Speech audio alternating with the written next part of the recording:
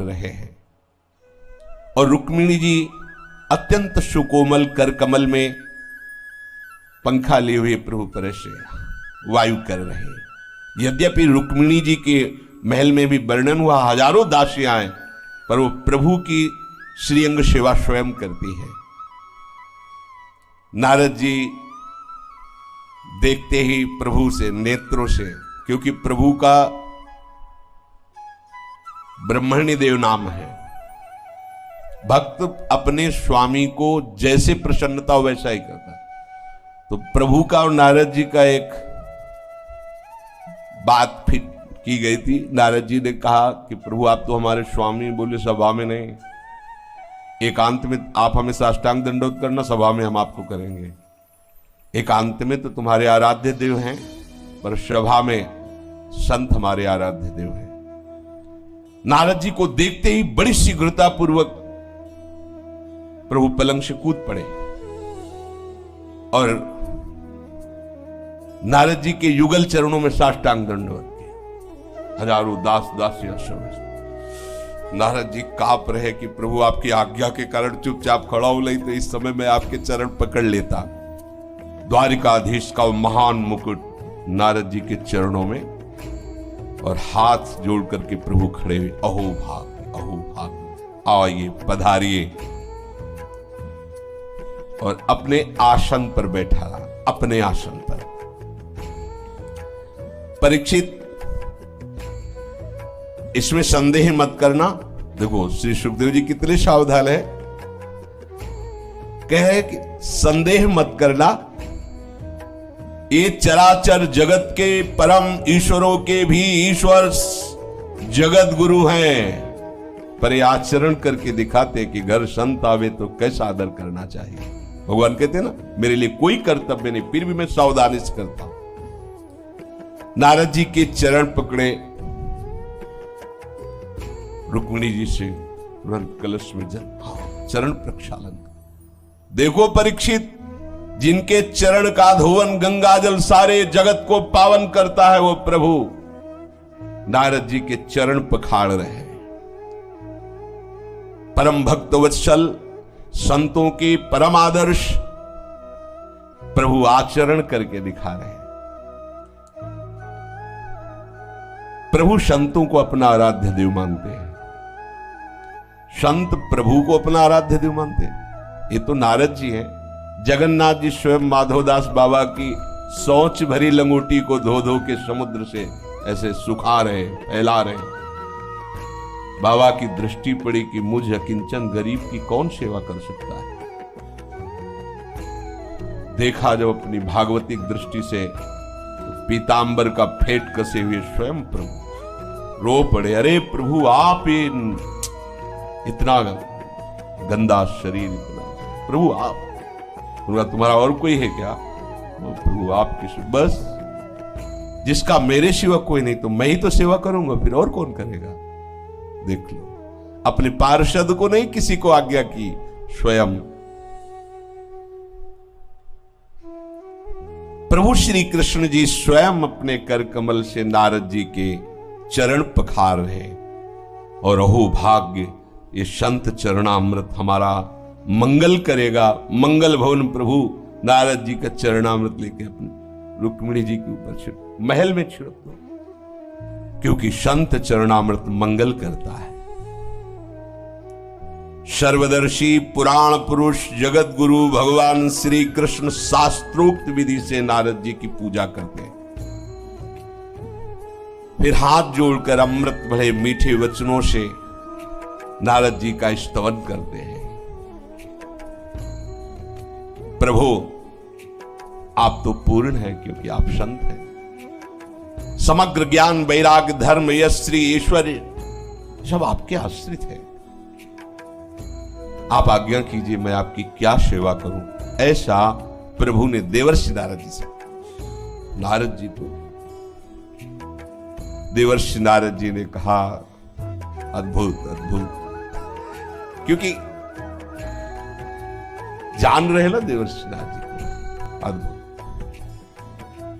प्रभु आप समस्त लोगों के ईश्वर हैं, स्वामी हैं, मुझे पता है, ये जो आप कर रहे हो मुझे कोई आश्चर्य भी नहीं हो रहा है, क्योंकि आपके लिए कोई नई बात नहीं है। आप अपने प्रेमी भक्तों से कितना प्यार करते हैं ये भक्तजन ही जानते हैं। प्रभु आप दुष्टों के लिए भयानक काल रूप हैं, जिनका काल रूप में भ्राता, लेकिन भक्तों के लिए आप उनके लाडले हैं। परम यशस्वी जगत की स्थिति और पालन और लय ये आपकी स्वेच्छा से होता मैं जानता हूं, भली भांति जानता हूं कि आप कौन हैं। प्रभु ये तो मेरे बड़े सौभाग्य की बात है कि मैं आपके श्री चरणों के दर्शन पा रहा हूं। आपके श्री चरण कमल संपूर्ण जगत का परम कल्याण करने में समर्थ है, मोक्ष प्रदान करने में समर्थ है। ओहो, आपके ज्ञान की कोई सीमा नहीं है। भगवान ब्रह्मा शंकर आदि बड़े बड़े आपका केवल चिंतन करते रहते हैं, वो आपका आश्रय लिए हुए हैं।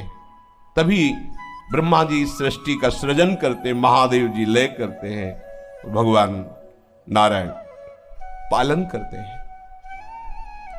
प्रभु आप कोई भी लीला करें, पर हम पर तो बस इतनी कृपा करें कि मेरे में सदैव आपकी स्मृति बनी रहे।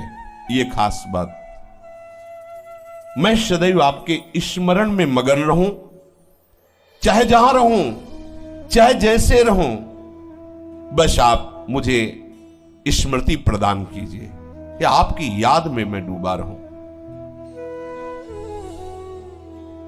प्रभु ने नारद जी को भोग पवाया। नारद जी ने कहा अच्छा, बड़ी शीघ्रता से दूसरे महल में पहुंचे। वहां प्रभु अपनी प्राण प्रिया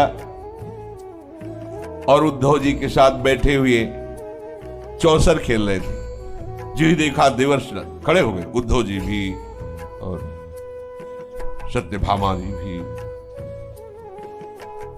प्रणाम किया। वैसे ही साष्टांग आओ आओ। कब आए नारद जी? अभी पीछे पूरा स्वागत सम्मान बगल वाले महल में। नारद जी देख रहे कोई खिड़की तो है, लेकिन कूद के आ गए, बिल्कुल जैसे पहली बार मिले हो। आप यहां कब पधारे? देवर्षि नारद जी द्वारिकापुरी में कब पधारे आप तो परिपूर्ण आप्तकाम महात्मा हैं, हम लोग गृहस्थ हैं, अपूर्ण हैं। आप हम जैसे गृहस्थों पर कृपा करने के लिए घर पधारते हैं, अहो भाग्य। भला हम जैसे गृहस्थ आपकी क्या सेवा कर सकते हैं? नारद जी आश्चर्यचकित हो रहे। भगवत स्वरूप नारद, आज कृतार्थ करने के लिए कोई आज्ञा तो कर दीजिए।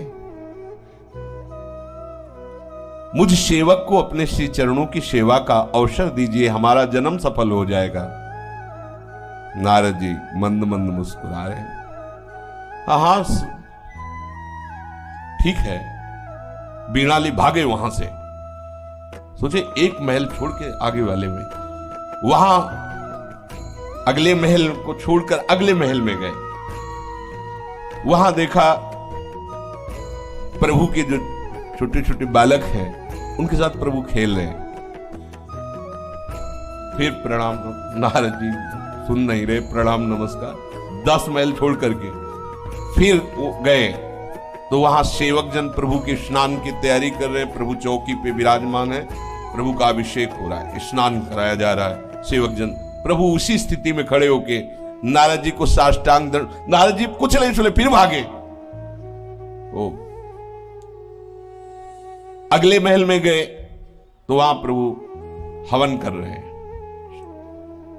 जो जो वैदिक क्रियाएं हैं उसके अनुसार पंच महायज्ञों के देवताओं की आराधना कर रहे हैं। नारद जी को आओ, प्रणाम भी नहीं कर दिया, नारद जी भागे, क्योंकि 16,108 है ना। और अगले महल में गए तो वहां प्रभु संतों की पंगत करा रहे हैं। बड़े बड़े तपस्वी ब्राह्मण संत जन और स्वयं प्रभु परोस रहे। फिर उनका बचा हुआ प्रसाद नारद आओ आओ नारद जी पंगत में बैठेंगे तो लेट हो जाएंगे, आगे भागे। अगले महल में गए तो प्रभु संध्या कर रहे हैं, गायत्री जप अर्घदान, प्रभु हैं संध्या कर रहे हैं। मौन होकर गायत्री जप खड़े हो गए नारद जी, फिर आगे के लिए अगले महल में गए तो अपने पुत्रों को युद्ध की कला सिखा रहे हैं, तलवार ढाल लेकर के कला से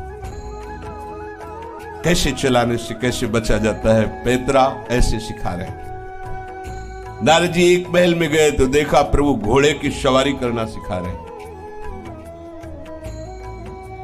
कहीं गए तो देखा प्रभु पलंग पर शयन कर रहे हैं। कहीं गए तो देखा प्रभु सिंहासन पर विराजमान है और उनका स्तवन हो रहा है। कहीं गए तो उद्धव आदि बड़े बड़े मंत्रियों के साथ सलाह हो रही, किसी गंभीर विषय पर परामर्श हो रहा है। कहीं गए तो प्रभु जल क्रीड़ा कर रहे हैं, कहीं गए तो प्रभु गौ सेवा कर रहे हैं। किसी महल में वस्त्राभूषणों का दान कर रहे हैं। कहीं गए तो ब्राह्मण इतिहास पुराण सुना रहे हो, प्रभु नीचे बैठे हाथ जोड़ करके श्रवण कर रहे हैं।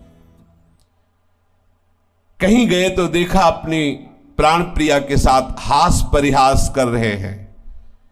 कहीं गए तो धर्म का उपदेश कर रहे हैं प्रभु। कहीं धन वृद्धि के लिए उपदेश कर रहे हैं, कैसे राज्य चलता है, कैसे धन का।